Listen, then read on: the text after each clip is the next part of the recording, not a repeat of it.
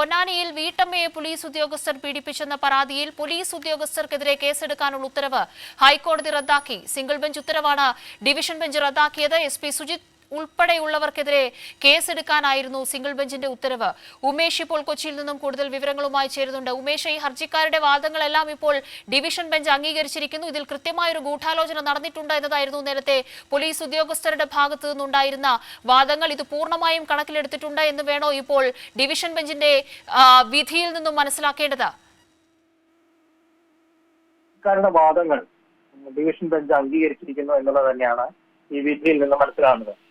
Police ഉദ്യോഗസ്ഥർക്കെതിരെ പീഡന case എടുക്കണം, ആ കേസ് രജിസ്റ്റർ ചെയ്യണം എന്ന നേരത്തെയുള്ള സിംഗിൾ ബെഞ്ചിന്റെ ഉത്തരവാണ് ഡിവിഷൻ ബെഞ്ച് ഇപ്പോൾ റദ്ദാക്കിയിരിക്കുന്നത്. ഈ കേസിൽ ആരോപണ വിധേയനായ CI വിനോദ് വലിയാറ്റൂർ, മുൻ CI ആണ്, പൊന്നാനി CI ആണ് വിനോദ് വലിയാറ്റൂർ, അദ്ദേഹം നൽകിയ അപ്പീലിലാണ് ഹൈക്കോടതി ഡിവിഷൻ ബെഞ്ചിന്റെ വളരെ പ്രധാനപ്പെട്ട നടപടി ഉണ്ടായിരിക്കുന്നത്. ചീഫ് ജസ്റ്റിസ് ഉൾപ്പെട്ട ഡിവിഷൻ ബെഞ്ചാണ് ഇവർക്കെതിരെയുള്ള കേസ് റദ്ദാക്കിക്കൊണ്ട്, ഈ കേസെടുക്കണം എന്ന ഉത്തരവ് റദ്ദാക്കിക്കൊണ്ട് വിധി പറഞ്ഞിരിക്കുന്നത്.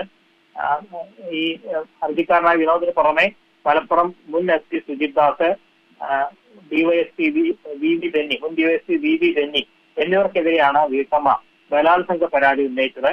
ഈ 2022 ഉണ്ടായ സംഭവത്തിൽ ഇനിയും കേസെടുത്തില്ല എന്ന് ചൂണ്ടിക്കാട്ടി വീട്ടമ്മ ഹൈക്കോടതിയെ സമീപിച്ചിരുന്നു. ആ ഹർജിയിൽ വാദം കേട്ട് സിംഗിൾ ബെഞ്ച് ഉദ്യോഗസ്ഥർക്കെതിരെ കേസെടുക്കണം, 10 ദിവസത്തിനകം FIR രജിസ്റ്റർ ചെയ്യണമെന്നൊക്കെ അന്ന് വിധിക്കുകയുണ്ടായ അടിസ്ഥാനത്തിൽ കേസ് നടപടികളുമായി മുന്നോട്ട് പോകാൻ തുടങ്ങുമ്പോഴാണ് ഈ ആരോപണ വിധേയനായ CI ഹൈക്കോടതിയെ സമീപിച്ച് ഡിവിഷൻ ബെഞ്ചിൽ അപ്പീൽ നൽകിയത്.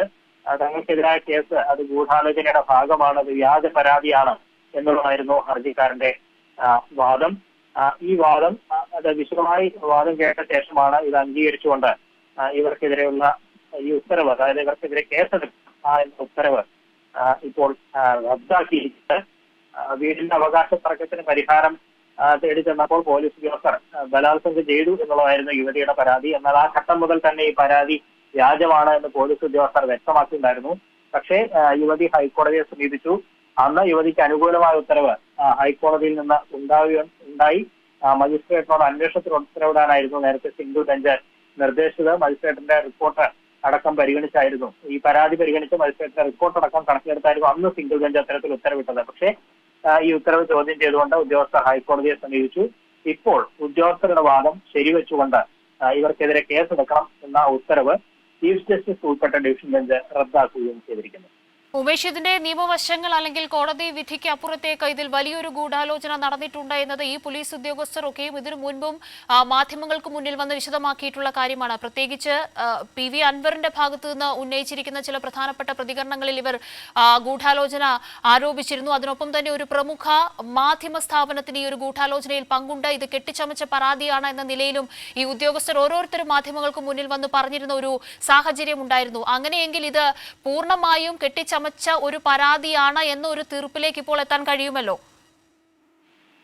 തീർച്ചയായും ഇപ്പോൾ നിലനിൽക്കുന്നത് ഡിവിഷൻ ബെഞ്ചിന്റെ വിധി തന്നെയാണ്. ഡിവിഷൻ ബെഞ്ച് കണ്ടിരിക്കുന്നത് ഈ പരാതി, അതായത് ഇവരുടെ വാദങ്ങൾ പൂർണ്ണമായും ശരിയാണ് എന്നുള്ളത് തന്നെയാണ് ഡിവിഷൻ ബെഞ്ച് കണ്ടിരിക്കുന്നത്. അതായത് ഇവർക്കെതിരായ പരാതി അത് ഗൂഢാലോചനയുടെ ഭാഗം എന്ന വാദം ഹൈക്കോടതി ഡിവിഷൻ ബെഞ്ച് അംഗീകരിച്ചിരിക്കുന്നു.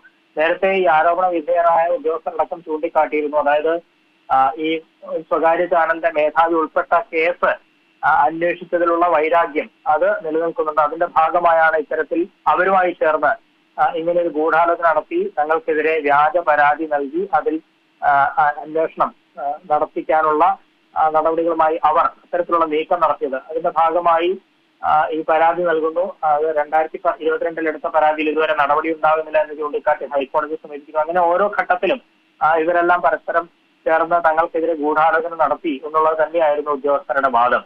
ആ വാദം അത് വളരെ വിശദമായി തന്നെ ഡിവിഷൻ ബെഞ്ച് അതിൽ വാദം കേട്ടിരിക്കുന്നു.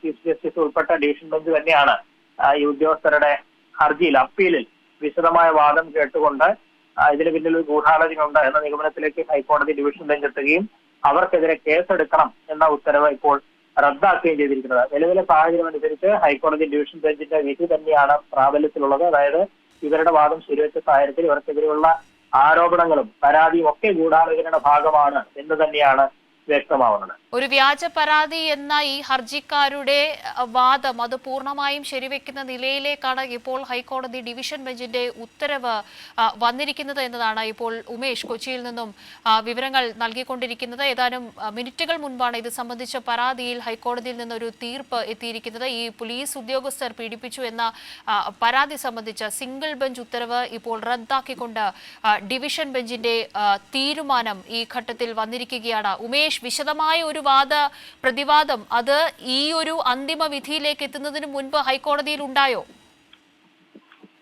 തീർച്ചയായും ഇതിൽ വളരെ വിശദമായി തന്നെ ഡിവിഷൻ ബെഞ്ച് വാദം കേട്ടതാണ്. കാരണം സിംഗിൾ ബെഞ്ച് എങ്ങനെ ഇങ്ങനൊരു വിധിയിലേക്ക് പോയി എന്നുള്ളത് തന്നെയാണ് ഡിവിഷൻ ബെഞ്ച് പരിശോധിച്ചത്. ഇവരുടെ ഹർജിക്കാരുടെ വാദം ഈ സിംഗിൾ ബെഞ്ചിന്റെ വിധി നിയമപരമായിരുന്നില്ല, മുഴുവൻ വശവും പരിശോധിച്ചില്ല എന്നുള്ളതൊക്കെയായിരുന്നു. അത് എല്ലാം വളരെ വിശദമായി തന്നെ ഡിവിഷൻ ബെഞ്ച് പരിശോധിച്ച ശേഷം തന്നെയാണ് ഇത്തരത്തിലൊരു തീർപ്പിലെത്തിയിരിക്കുന്നത് എന്നുള്ളത് തന്നെയാണ് മനസ്സിലാക്കുന്നത്. അവരുടെ വാദത്തിന് ആണ് ബലം നൽകുന്ന തരത്തിലുള്ള വിധി തന്നെയാണ് ഇപ്പോൾ ഡിവിഷൻ ബെഞ്ചിന്റെ ഭാഗത്ത് നിന്ന് ഉണ്ടായിരിക്കുന്നത്. പലപ്പോഴും ഈ പരാതിയുടെ ആധികാരികതയിലൊക്കെ സംശയം പ്രകടിപ്പിച്ചുകൊണ്ട് തന്നെയാണ് ഈ കേസിൽ വാദമധ്യേ ഇവരെല്ലാം ചൂണ്ടിക്കാട്ടിയിരുന്നത്. ഇത് വ്യാജ പരാതിയാണ്, എന്തുകൊണ്ട് ഇത് വ്യാജമാകുന്നു, അല്ലെങ്കിൽ എന്താണ് ഇത്തരത്തിലൊരു വ്യാജ പരാതി നൽകിയതിന്റെ ലക്ഷ്യം തുടങ്ങിയ കാര്യങ്ങളൊക്കെ ഹർജിക്കാർക്ക് വേണ്ടി അഭിഭാഷകൻ ഡിവിഷൻ മുമ്പാകെ ധരിപ്പിച്ചിരുന്നു. അത്തരത്തിൽ വളരെ വിശദമായി വാദം കേട്ട ശേഷം തന്നെയാണ് ഡിവിഷൻ ബെഞ്ചിന് ഇത് ബോധ്യമായത്. ഇത് വ്യാജ പരാതി തന്നെയാണ്, ഈ ഹർജിക്കാരുടെ വാദം ശരിയാണ് എന്ന് ഡിവിഷൻ ബെഞ്ചിന് ബോധ്യം വന്നതും ഈ വിശദമായ വാദം കേട്ടതിന് ശേഷം തന്നെയാണ്. അതുകൊണ്ടാണ് ഇപ്പോൾ ഇവർക്കെതിരെ കേസെടുക്കണം എന്ന ഉത്തരവ് റദ്ദാക്കിയിരിക്കുന്നത്. ഈ സിംഗിൾ ബെഞ്ചിന്റെയും ഡിവിഷൻ ബെഞ്ചിന്റെയും വിധി തമ്മിൽ ഏറെ അന്തരമുണ്ട്. കാരണം സിംഗിൾ ബെഞ്ച് ഇക്കാര്യത്തിൽ അല്പം അതായത് ഈ 10 ദിവസത്തിനകം എഫ്ഐആർ എണ്ണം എന്തുകൊണ്ട് വൈകി എന്നൊക്കെ ചോദ്യങ്ങളോടൊക്കെ ആയിരുന്നു അന്ന് വിധി പറഞ്ഞത്. വലിയ തിരിച്ചടിയാണ് ഈ ഒരു ഘട്ടത്തിൽ ഈ പരാതിയുമായി ബന്ധപ്പെട്ട് ഉണ്ടായിരിക്കുന്നത് ഒരു പക്ഷത്ത് എന്ന് പറയേണ്ടി വരും.